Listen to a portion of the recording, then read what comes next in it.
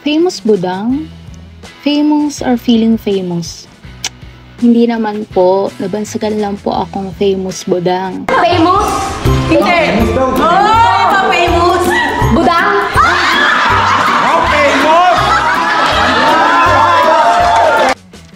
Nga po pala, ako po ang bunsong anak ni Mr. at Mrs. Kabisnes, kapatid ni Papa Dins at Boss Dave. At bilang isang psych graduate, nais kong maibahagi sa inyo ang mga kaalaman patungkol sa mental health issues, mental health awareness, katulad ng mga natulungan ng ating mahal na kabisnes at Papa Dins. At syempre, masusubaybayan nyo rin ang aking buhay bilang ako, kasama ang aking pamilya, mga mahal sa buhay, o mga kaibigan. Kaya tara, samahan nyo ako sa aking journey. Welcome to Famous Budang Official! Ito po mga kabisnes, welcome to Famous Budang Official. At ngayon, nandito po ang ating pinaka-unang guest. Ayan, nandito po si Kuya Bong. Apo. Awa ka dito po. Ayan, Kuya Bong, ano namang pakiramdam mo na ikaw yung pinaka-unang guest ko sa aking channel? Ayos lang. Masaya naman. Masaya. Hindi ka kayo nakabahan? Walang kaba-kaba. Sanay na ako. Ako kasi kinakabahan. Bago ko pala kasi gumagawa. Masasali ka na yan. Pag tumagal ka, masasali ka na yan. Thank you. Ayun po. Bali mga ka-business, mga hindi po nakakaalam or nakaabot nung unang pag-vlog kay Kuya Bong, ang ating Kuya Bong po ay isang ulila at dahilan ng naulila po ay pumasok sa pangangalakal at naranasan niya din po yung paggamit ng alcohol or tinatawag nating alak. Ayun. Tsaka yung isa pa. Ano yun? Alam mo na yun. Ano yun Kuya Bong? Sabihin mo sa ating mga viewers. Yung kasama na yung droga, alak, kasama na rin din yung... Okay. So, ayun po mga ka-business. Bali, ito pong segment na to, hindi naman po natin ida-diagnose si Kuya Bong. Bali, para sa inyo pong mga manonood, ay awareness lang po sa ganitong larangan or sa ganitong usapin patungkol sa mga mental health issues para magkaroon din po kayo mga ka-business ng awareness. Bali, bilang isang psych graduate po, kasiyahan ko po na maipaabot sa inyo yung mga ganitong kaalaman. So, ayun Kuya Bong, kamusta ka ngayon? Ito, okay naman na yan. Okay na. Kumain ka na? Kumain na. Oo nga, di pa ako kumain. Wala pa ang almusal, tanghalian. So, ayun po mga ka-business. Bali, ang unang maitatanong po natin kay Kuya Bong ay yung background sa kanyang buhay or kung paano nabago yung kanyang buhay. Kuya Bong, ready ka na? Ready. Ready. Baka gusto mo uminom ng tubig. Sige. Bali, itong unang mga set of questions natin, mga ka-business, dito natin maiintindihan yung kanyang life story, kung paano nagbago yung kanyang buhay, matapos mawala yung kanyang, magulang, no, Kuya Bong? Kasunod sila lang, kasunod.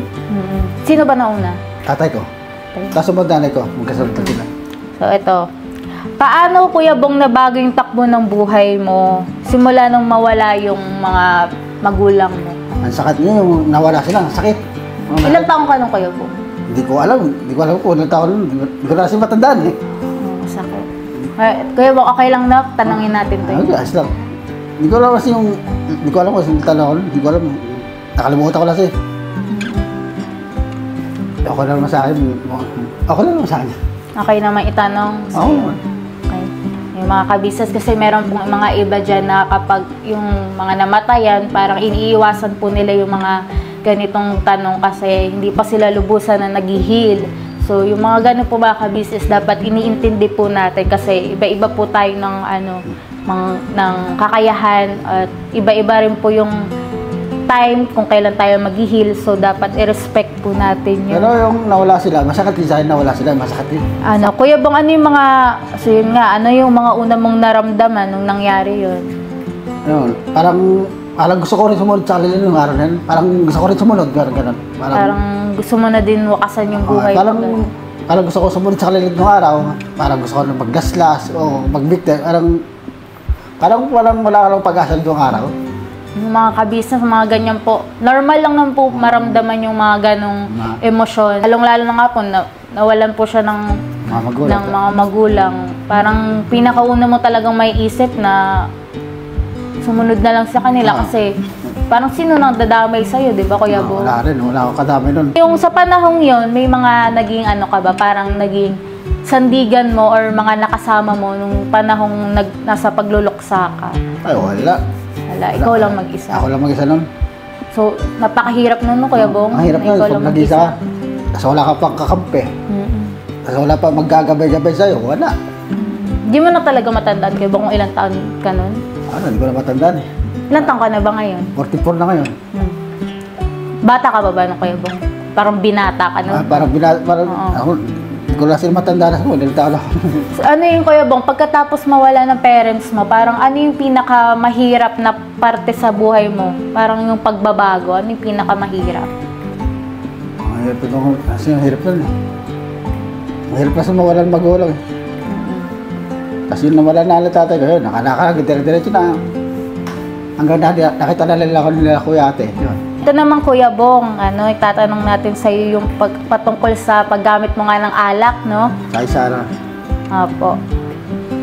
Ito naman mga ka-business, tong mga tanong na to para malaman natin kung ano yung naging papel ng pag-inom ni Kuya Bong sa kanyang buhay pag matapos mawala na kanyang mga magulang.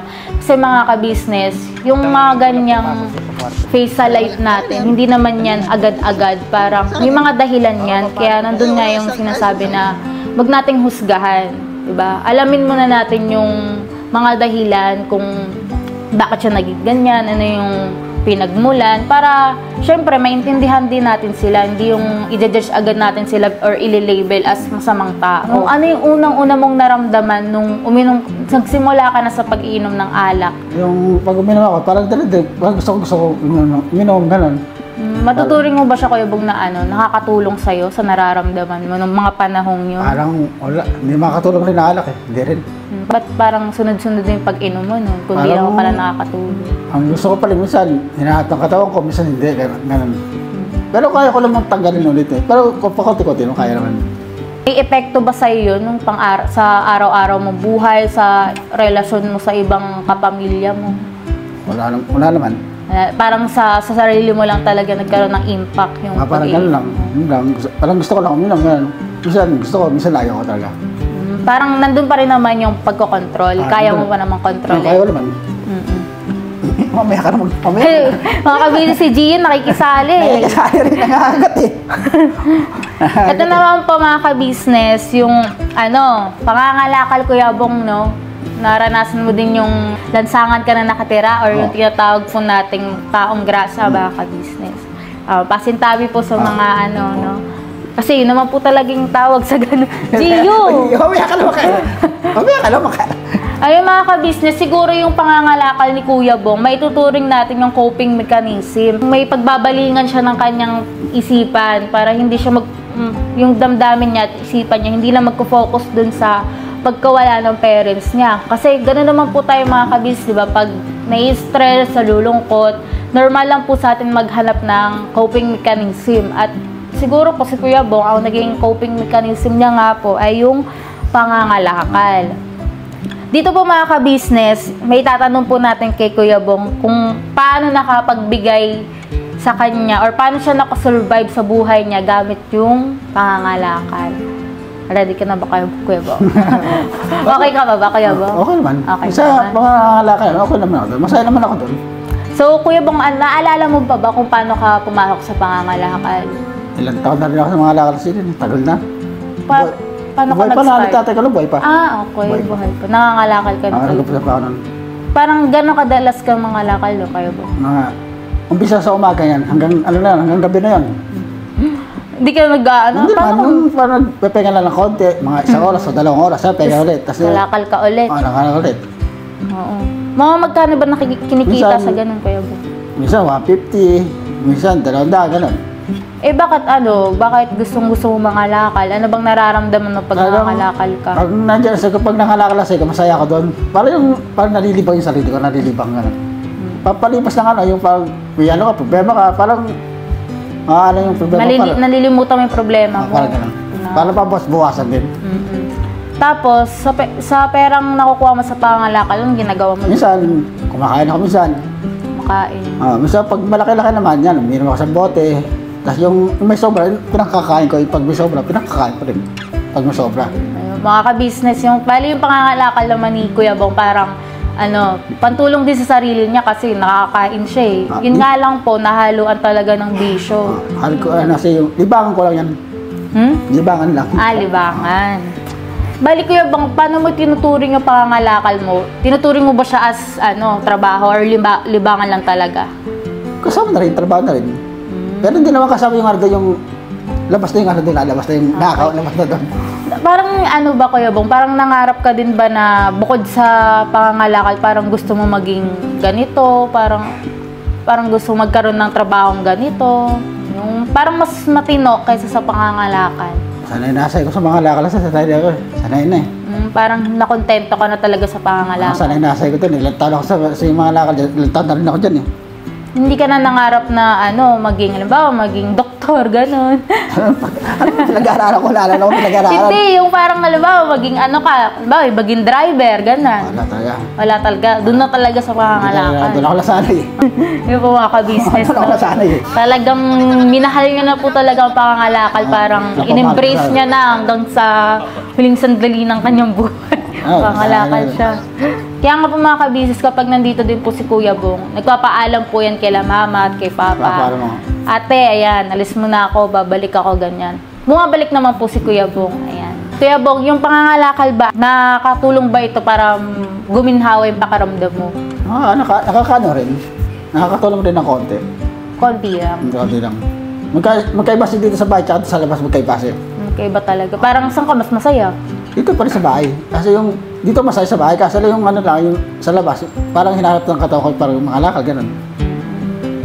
Magkaiba kasi sa labas kasi tsaka sa labas, magkaiba dito sa bahay. May mga nakilala ka ba Kuya Bong na mga naging kaibigan mo nung nangangalakal ka? Parang kasi wala, talagang ikaw lang. Ayoko talaga may kasama mga kaibigan na Mahirap na kasi. Yung parang wala kang naging tropa na nangangalakal din. Ayoko talaga, may kasama talaga, ayoko talaga. Bakit? May bet kasi pag nagnakaw siya, matadami ka rin. Okay. Yung bait po ni Kuya Bong, di ba mga ka-business? Kaya hindi po lahat ng mga taong lansangan or taong grasa yung masasama. Hindi naman lahat po, hindi naman lahat po. Ito naman Kuya Bong, kakamustahin natin yung relasyon mo ngayon sa iba. Katulad, ngayon nga, nandito ka na sa ka-business family. Dito ka na kaila papa at kaila mama. Paano mo Kuya Bong nararamdaman yung pakikitungo ng kami sa'yo ngayon? Okay naman ako dito sa bahay. Masaya naman ako dito.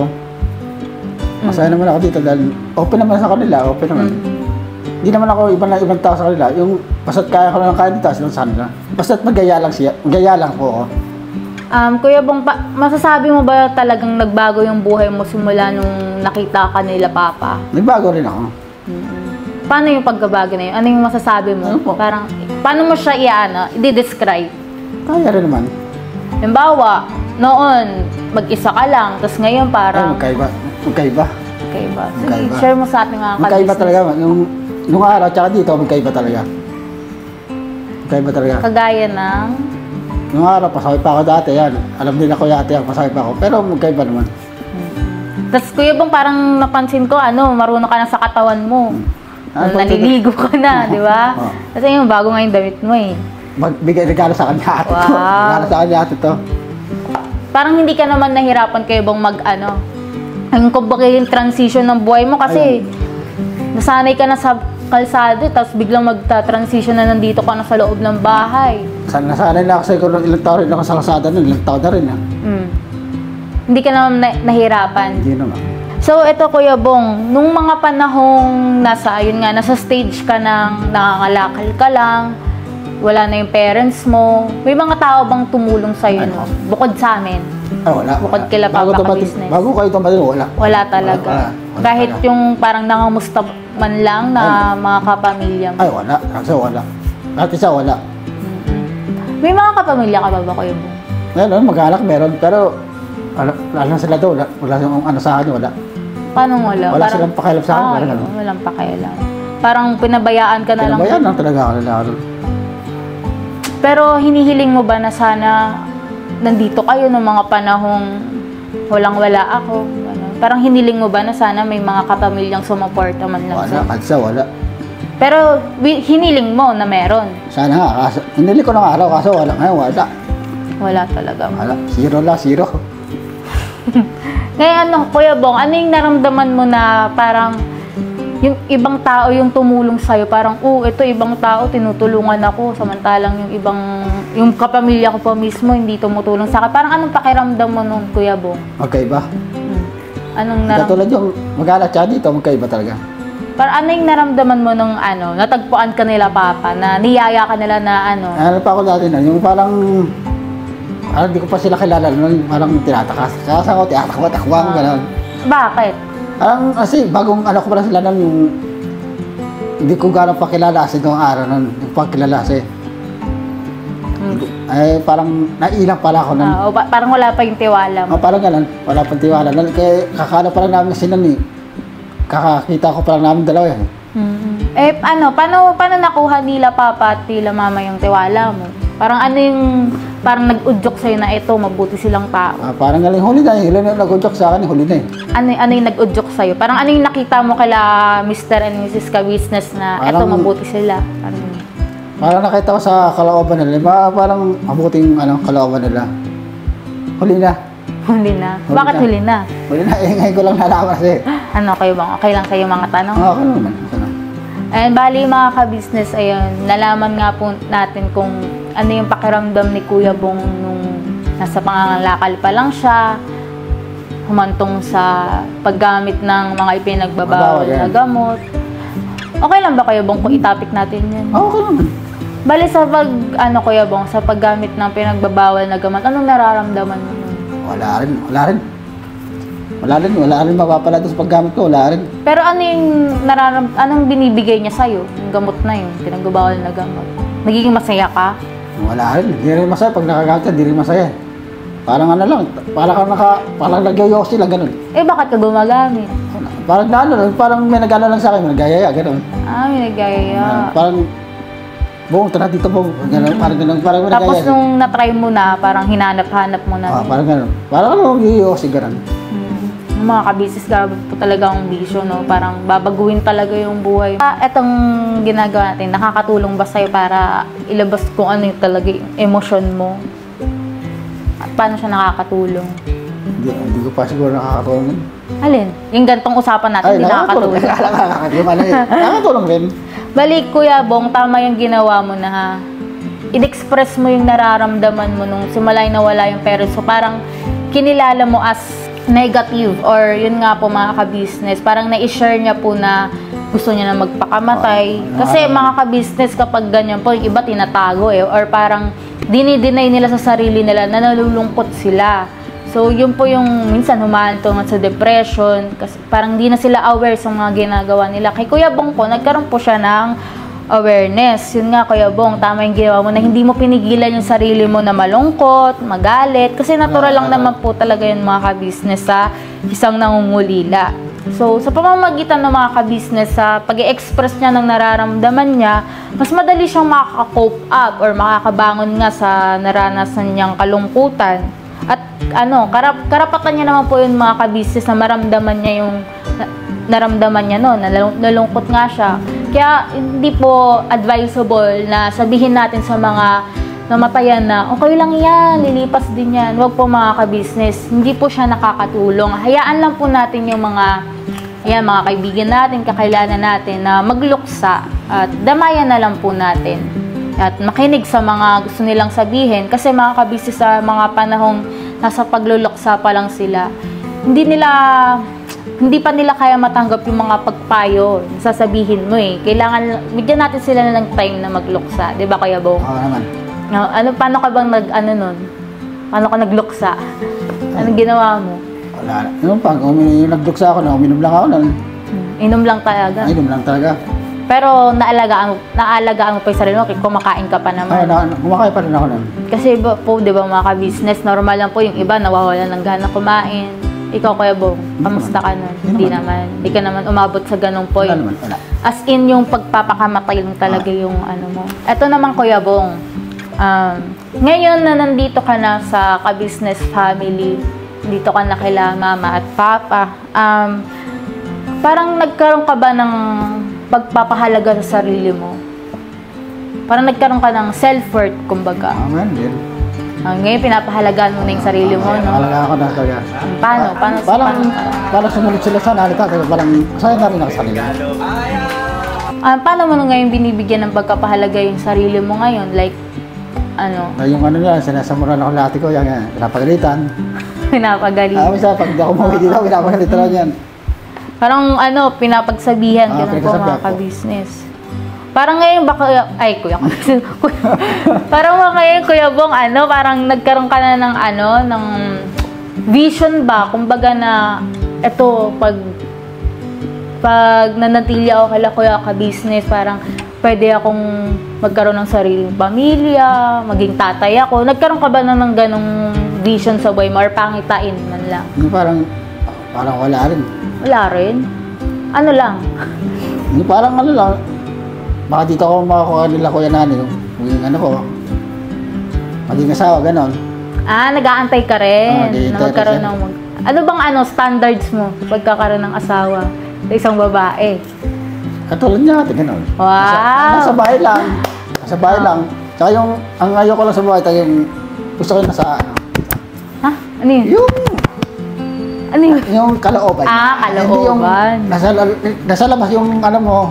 Sabi niya po mga ka-business, katulad po ni Mama. Ano bang ugali ni Mama, Kuya Bong?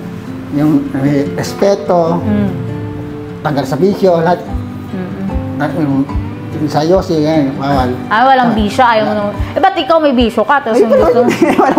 Ikaw okay lang may bisyo. Kaya ko naman tanggalin yan. Pag nag-asawa ka na kayo. Pero hindi naman yung biglaan, yung alam ko yan kaya. Pakunti-kunti lang. Pakunti-kunti dito, kaya ko naman. Kaya ko naman. Katulad niya ate Kuya, ganyan. Tapos, bukod sa pag-aasawa, ano pang gusto mo maging, magkaroon sa buhay mo? Anak, gusto mo magkaroon anak? Dalawa lang yan. Pwede sa akin, dalawa lang. Bakit? Ba't gusto mo magkaanak? Ang gusto ko lang, siyempre, gusto ko lang magkaano kasi. May pagdaro ng bata, dalawa. Maglalaro. Magdadaro kami. Oo. Parang ready ka na ba, Kuya Bong, sa gano'n, magkaroon ng pamilya? Kaya naman. Kaya naman. Nandiyan naman sila ate Kuya, nandiyan naman. So, yun mga ka-business, na-share po ng Kuya Bong, no, yung mga karanasan niya sa pag-iinom ng alak. So, bali mga ka-business, bilang isang psych grad po, maaari ko pong ma-share sa inyo yung isang disorder na nai-relate ko po kay Kuya Bong. Pero, disclaimer lang po ulit mga ka-business, hindi po tayo nagda-diagnose kasi bawal po yun. Ang mga nagda-diagnose lang po ay mga registered psychiatrist. Kumbaga, yun na po talaga yung mga medical doctor. Bali, ako lang po, ang layunin ko po ay maihatid sa inyo yung mga kaalaman, awareness, para kumbaga, makakatulong din tayo sa mga kasama natin sa bahay na meron na palang signs ng ganong sakit. Ito Kuya Bong, tatanong ko lang pero hindi kita ita-diagnose. Itong unang sign ng meron pong alcohol use disorder. Bali, meron po siyang 11 diagnostic criteria. So, ibig sabihin ng Kuya Bong, merong mga 11 signs para masabing meron kang gantong sakit. Pero hindi ko nga sinasabing sakit ka, Kuya Bong. Baka naman ma-offend ka. Hindi, ayos na tayo. Meron ako sakit eh. Ito, unang-una, mas madalas o mas marami ang iniinom kaysa sa planong dami. Naranasan mo ba yung Kuya Bong? Hindi pa naman. Hindi. Ayun po mga ka-business. Pangalawa, hindi makontrol ang pag-inom. Buti ako, nakakontrol ko. Kaya nga po ng sinabi niya mga ka-business, kaya niya po kontrolin. Minsan hinahanap niya, minsan hindi. Nakikita naman po namin sa kanya mga ka-business yung ganong gawi. Kasi minsan nandito lang yan sa bahay. Sa cellphone, laks-laks sa cellphone niya dun sa likod. Ayan, kumakain. Nandito lang siya mga ka-business. Ayan, masama sa pag-vlog ni Papa. Pero nagpapalam naman kay ate ko yan na gusto kong minom yan. Nagpapalam naman ako. Opo, hindi naman po yung lagi-lagi. Hindi naman. Ito, pangatlo, maraming oras ang ginugugol sa pag-inom. Hindi naman po, no? Hindi naman. Pang-apat, matinding pagnanasa or craving sa alak. May ganun ka bang feeling, Kuya Bong? Parang gustong-gustong talaga itong alak na ito. Kulang na lang gawin mong tubig. Wala naman. Wala naman. Wala naman. Pang-lima, napapabayaan ng responsibilidad sa trabaho o pag-aaral dahil sa pag-iinom. Hindi naman ako Sabagay. Kayo mga ka-business, baka may mga kalala po kayo nasa ganitong sitwasyon na maaari po natin silang i-guide na magpatingin sa ating mga mental health professionals, kagaya nga po ng mga psychiatrists or psychologists. Ayan. Pang-anim, Kuya Bong, patuloy na pag-inom kahit alam nang may problema na itong dulot. Wala naman. Wala naman problema, wala naman. Yung sana lang sa buwan. Hindi, halimbawa, alam mong ganito na yung mangyayari sa'yo kapag umiinom ka, iinom ka pa din. Yung sa babae, meron talaga. Nung araw, yan. Yan talaga, uminom talaga ako ng nun. Kay Pops yan yung ano yun. Sinabi ko talaga kay Pops na meron talaga. Kay Pops, meron yung nakano yun. Okay. Sige, Nakablog yun. Okay, panoorin na lang po natin kay Papa Linz. Or pang ilan na tayo, Bong, kung nakikinig ka? Ano ko pa alam eh. Ayun, pang-7 na po. Pag-alis o pag-iwas sa mga dating gustong gawin. Halimbawa, dati kang mahilig sa ganitong bagay, tapos bigla ka na lang nawalan ng gana dahil nga sa pag-iinom mo. Kaya ko naman. Wala naman. Wala naman. Sure ka, Kuya Bong, ha? Sure wala ako. Sure wala ako. Pang ilang na, pang ano na tayo? Ano ko pang wala eh. Ayan, galing. Nakikinig si Kuya Bong, mga ka-business. Pang-8, pang-8, pag-inom sa sitwasyong delikado. Halimbawa, kahit nagtatrabaho ka, inom ka pa lang ng inom. Hindi naman, no? Hindi naman. Yung pag nagtrabaho talaga. Pag inom talaga, Parang... Hiwalay talaga, hiwalay. Hiwalay po. May schedule po siya mga ka-business ng pag-inom niya. Kumbaga, pag inom, inom lang. Ayan. Pang-9, pagpapatuloy ng pag-inom kahit may sakit. Wala naman. Hindi naman. Hindi mo pa siya naranasan kahit na parang trangkaso ka na, alak pa din hanap mo. Ano man? Hindi. Or, pang-10, mga ka-business, pagtaas ng tolerance, naintindihan mo siya? Hindi naman. Parang mga ka-business, parang kahit isang pitchel ng alak kaya mong inumin. Ay, hindi kaya. Hindi niya kaya. So, negative, mga ka-business. Pang-8, pang-11 pala, ba naman? Pang-11 or pang-huling signs po, mga ka-business. Withdrawal symptoms kapag hindi umiinom. Ito yung, Kuya Bong, ang ibig sabihin nito, nahihirapan kang alisin siya sa katawan mo. Halimbawa, kapag tinigil mo siya, bigla kang mahihilo, magiging mainitin yung ulo mo, gano'n. Saan hindi naman? Hindi naman. Pag wala ako sa sasakyan doon, minsan nahihilo. Pag umalas kami ni Kuya, minsan nahihilo ko. Halimbawa, 2 days, tuloy-tuloy kang uminom ng alak. Tapos, sunod na araw, bigla mong tinigil yung pag-inom mo. Di ka nakakaramdam ng pagkahilo. Wala naman. Ito lang, pag sumasakay ako nila Kuya. Ay, iba naman yun eh. Ayaw pag umalas ka. Minsan nahihilo ko, minsan hindi. Saan ka nahihilo? Pag umalas kami nila Kuya, pag biyahe. Nahihilo ka sa biyahe. Pero hindi naman ako uminom nun. Iba naman yun, Kuya Bong. O palagay. Makikita naman po natin si Kuya Bong, totoo naman po yung mga sinabi niya. So, hindi talaga natin siya pwedeng i-label na as, mayroong alcohol use disorder. Totoo naman yan, Kuya Bong? Opo. Kasi unang-una, hindi naman po tayo pwedeng mag-diagnose. Para lang po ito sa kaalaman nyo, para sa mga kapamilya nyo na parang nasa ganitong stage ng buhay. So, ito po mga ka-business, masasabi po nating mild lang yung ganong may sakit kapag 2 to 3 symptoms na yung meron sa kanya. Kapag moderate naman, 4 to 5, and severe kung 6 o higit pa. So, kay Kuya Bong, mga ilan ba yung naranasan mo sa 11 signs na sinabi ko sa'yo?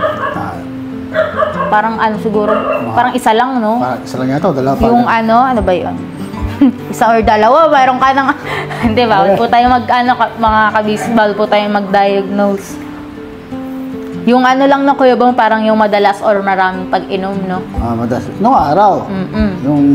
Nung nasa kalsada ka lang talaga. Noon, araw-araw yan. Araw-araw, grabe. Minsan 2, 3, ganyan. 3 bote? Kaya mo yun? 3. Sa isang araw? Noong araw yun. Nagkapatay na tatay yun. Okay. Understandable naman po yung gano'n. Ngayon, isa na lang ngayon. Isa na lang. Ngayon, isa na lang. Isa na lang. Sure ka, Kuya Bong, ha? So, ayun po mga ka-business. Siguro po hanggang dito na lang po yung ating session kay Kuya Bong at sana po mga ka-business na pulutan nyo po ito ng aral or konting kaalaman din po mga ka-business sa gintong larangan po ano. Ngayon Kuya Bong, anong nararamdaman mo? Dito naman sa bahay naman, masaya naman ako ba dito? Gano'n kasaya? Malaki! Wow! Compared sa ano, nasa... Magkaiba sa labas tsaka sa loob. Ano, saan ka mas masaya? Dito na ako. We. Dito na nga. Eh, ba't sabi mo, ibang saya yung... Iba yung sa labas. Yung pag nangangalakal ako. Paano saya? Para mabawas-bawas yung problema ko ganun. Ano bang problema mo? Yung wala pa ako dito dati. Yung wala pa ako, hindi pa ako nakukuha nila kuya nun. So, anong ngayon, Kuya Bong, dito, sa channel ko, papanoorin po nila mama at papa. Anong message mo sa kanila? Sa lahat po, panoodin niyo po yung... Kay Budang po, panoodin niyo po lahat po. Nilala ko nung Kuya Bong eh. Hindi. Kay mama at papa, anong masasabi mo sa kanila? Kala ko sa'yo. Sa pagkup-kup nila sa'yo. Ay, nila kuya ate, nagpapasalamat po sa kanila po. Ay, malaki utang na po sa kanila po. Ay, nagpapasalamat po ako sa kanila po. Anong maipapromise mo kay mama at kay papa? Kaya ko naman magbago lang, kaya naman. Basta kunti-kunti lang. Baka iwan mo naman sila, Kuya Bong. Baka iwan mo kami. Hindi naman ganun. Hindi. Hanggang sa pag nakabilag ako, hindi ko kayo iwan. Hanggang kamatayan na yan. Wow! Thank you, Kuya Bong. Hindi ako katulad ng iba na... Hindi ako katulad ng iba. No? Paano hindi ka tulad ng iba? Alam mo na. Alam mo na. Alam mo na. Hirap na magbagkita pa kalang. Hirap na. So, ayun nga po mga ka-business. Maraming pong salamat. Papanoorin mo to, Kuya Bong, ha? Ano naman? Malakas ka sa akin eh. Wow! Ayun po mga ka-business. Salamat po sa suporta nyo sa ating mahal na ka-business, ang ka-business official, Papa Dins TV, ka-business family, at syempre kay Mama po, ang Mrs. KB official, pati na rin po sa mga kagwang. Hindi mo ako. Uy, Kuya Bong, kagwang ka, di ka nag-a-upload. Baka makalusot na. Baka makalusot na ako.